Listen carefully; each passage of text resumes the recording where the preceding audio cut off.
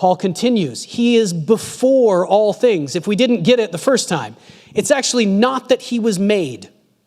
He always existed, even before he was born. You and I did not exist before we were born, except perhaps as God's plan. God always knew who we would be.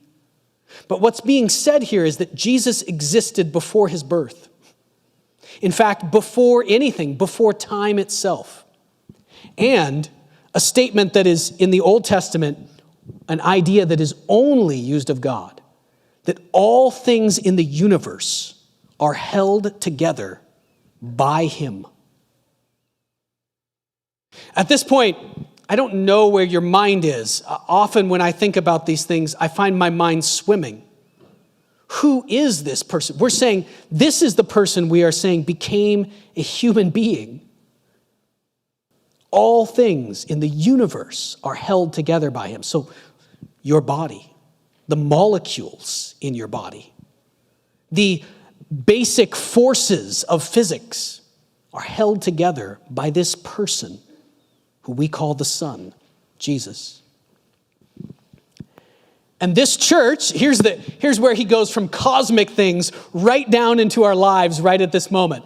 This church, the church worldwide, and our church are part of the worldwide church. He's the head of it. Not the elders, not the human beings who appear to be running it, not Pastor Isaac. He is actually the head of the church. Next, he moves into the future in some sense. I love this line. This is the line that's had me gripped all week. He, Jesus, is the beginning. Why is he calling him the beginning at this point?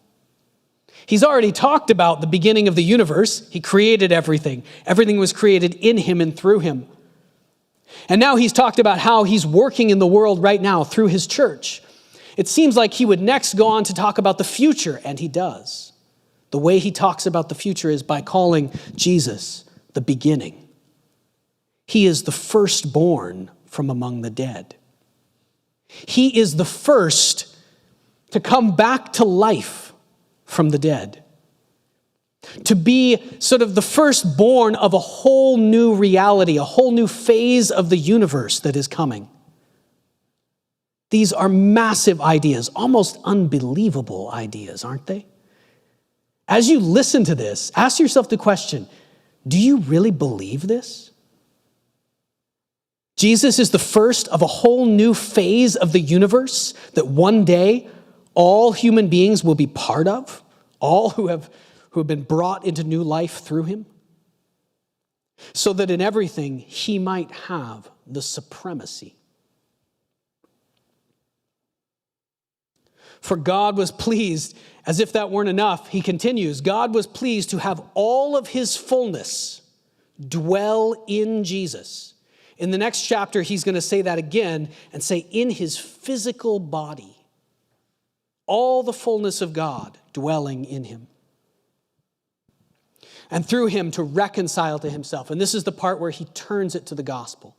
This is why it works. What price could ever be paid that would redeem the things that are not possible to redeem? The highest price imaginable. In fact, a price that no one had ever imagined could be paid until it was paid. The price that the one who is God would enter into the world and would die in order to redeem all that is broken, all that is wrong.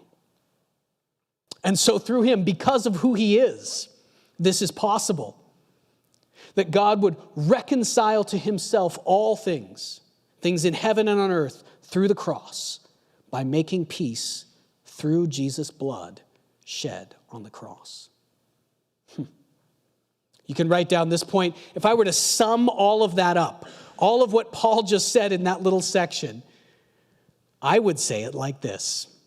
The Son, Jesus, is the Almighty Creator. This is what Paul is saying.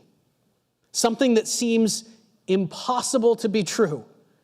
that a human being is the one who created and sustains the universe. He is God himself. The Son is the almighty creator.